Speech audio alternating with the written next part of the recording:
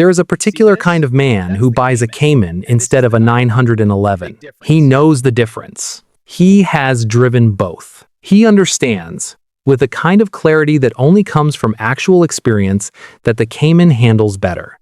The mid-engine layout places the heaviest components close to the car's center of gravity, tightening the physics, sharpening the conversation between the road surface and the driver's hand. He knows the chassis is stiffer, the balance more neutral, the feedback more honest.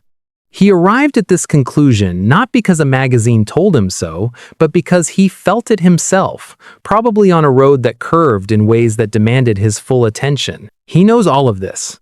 And yet, for years, he had to explain himself. At dinner tables, to colleagues, to people who recognized the Porsche badge but not the body, to people who had never sat in either car holding a drink, nodding slowly, asking, "So why didn't you just get the 911?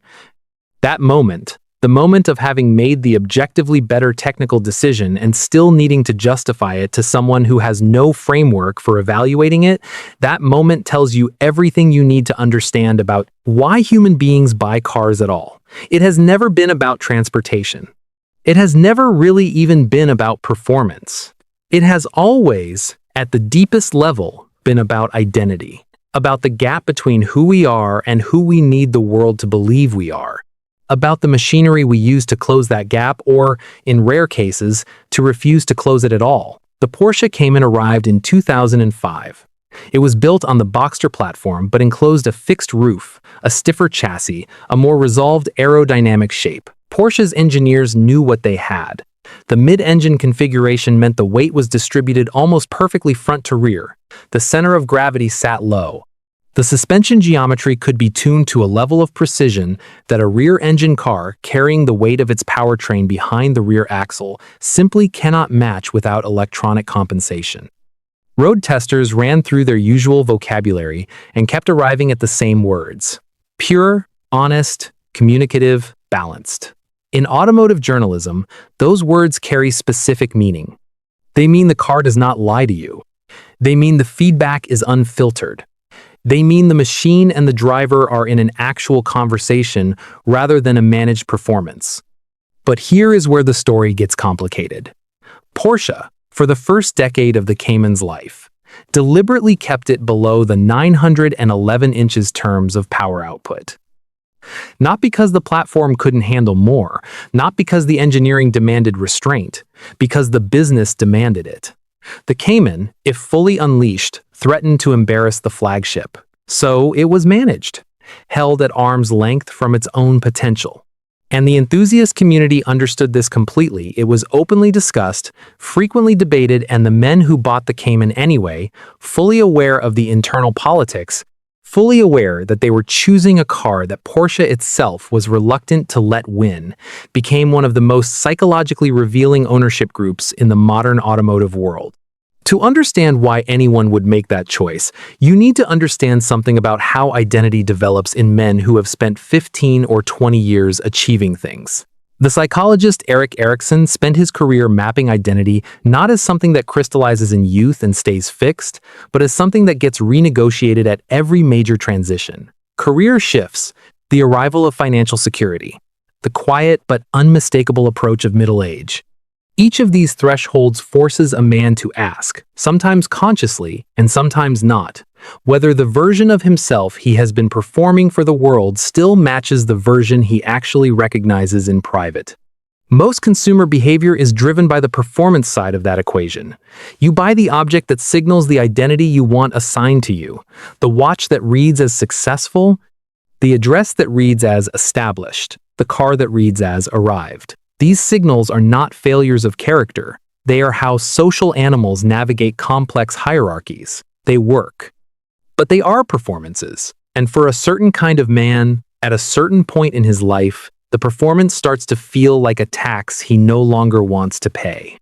The 911 carries a cultural shorthand that requires almost no translation. The silhouette is iconic. The rear engine placement creates that distinctive shape, the long hood sloping down, the weight sitting behind the rear axle, and that shape has been culturally encoded for 60 years as the visual language of a particular kind of success. Your neighbor recognizes it.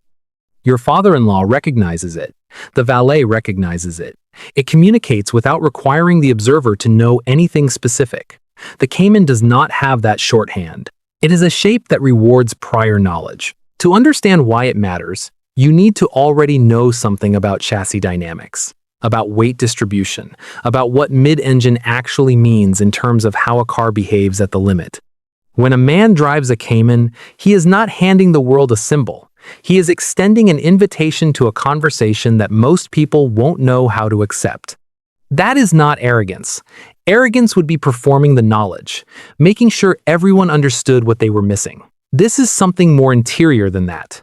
The psychologists Edward Deci and Richard Ryan spent decades developing what they called self-determination theory, which draws a fundamental distinction between extrinsic motivation, doing something for recognition, reward, or status, and intrinsic motivation, doing something because the activity itself is satisfying, because it aligns with who you actually are, rather than who you need to be seen as. Their research consistently found that intrinsic motivation produces deeper engagement, greater persistence, and a more durable sense of satisfaction. Men who have spent years in the extrinsic economy chasing titles, managing perception, building the external architecture of a successful life often arrive at a point where that economy stops delivering what it once promised. The title means less. The recognition feels thin. What begins to matter, with increasing urgency, is the quality of the experience itself, not what it signals, what it actually feels like, from the inside, when no one is watching. A well-sorted Cayman GTS on an empty road at dawn, driven at 7/10 of its capability, is an experience that exists almost entirely in the present tense.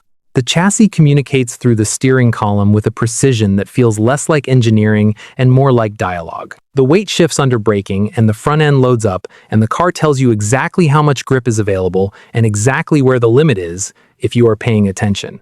The flat six behind you builds revs with a mechanical intensity that has nothing to do with drama and everything to do with precision. It is not a loud car, it is not a theatrical car. It is a car that asks you to be good at driving and rewards you proportionally for how good you actually are. Mihaly Csikszentmihalyi, the Hungarian-American psychologist who spent his career studying optimal human experience, identified a specific mental state he called flow. It is a state of complete absorption in a skilled activity. Time perception changes, self-consciousness dissolves, a quiet, structureless euphoria takes over. His research consistently identified the same preconditions for flow to occur. The challenge must exceed routine but not overwhelm capacity. The feedback must be immediate. The activity must demand genuine skill rather than simply effort. The Cayman, at its best, creates precisely those conditions. It is not a car that intimidates the experienced driver. It is not a car that forgives everything and removes consequence. It occupies the exact bandwidth where real engagement becomes possible, demanding enough that you cannot be elsewhere mentally, forgiving enough that the conversation stays productive rather than terrifying. For men who spend their professional lives inside abstraction managing risk, they cannot touch, making decisions whose consequences arrive weeks later, navigating organizations where feedback is delayed and ambiguous, that immediacy is not a luxury. It is a form of psychological restoration. The car becomes the one place where the relationship between input and output is completely honest. You brake too late. The car tells you instantly. You hold the correct line. The chassis confirms it without editorializing. You read the road correctly and respond with the right amount of input at the right moment, and the machine responds the way a well-designed system always responds to correct operation, smoothly, efficiently, with a kind of quiet satisfaction that is almost indistinguishable from approval. This is why so many engineers, surgeons, and pilots gravitate toward driving at this level. The cognitive reward is identical to what drew them to their professions, the deep satisfaction of a complex system responding correctly to correct inputs in real time with no ambiguity about whether you got it right. The German concept of Fingerspitzengefühl translates literally as fingertip feeling. It describes the ability to sense through the hands what a situation requires, the precise, calibrated touch that distinguishes a craftsman from a technician, a great surgeon from a competent one, a driver who is truly connected to his car from one who is simply operating it. The Cayman is built for Fingerspitzengefühl. It communicates at a resolution that rewards sensitivity over aggression, precision over force. You do not drive it harder to get more from it. You drive it more precisely. You slow your inputs, you listen more carefully, you develop the patience to let the car tell you what it needs rather than imposing what you think it should do. That is a discipline, and it maps almost exactly onto the discipline that high-achieving men in complex professions spend decades learning to apply, the understanding that the most powerful move is often the most restrained one.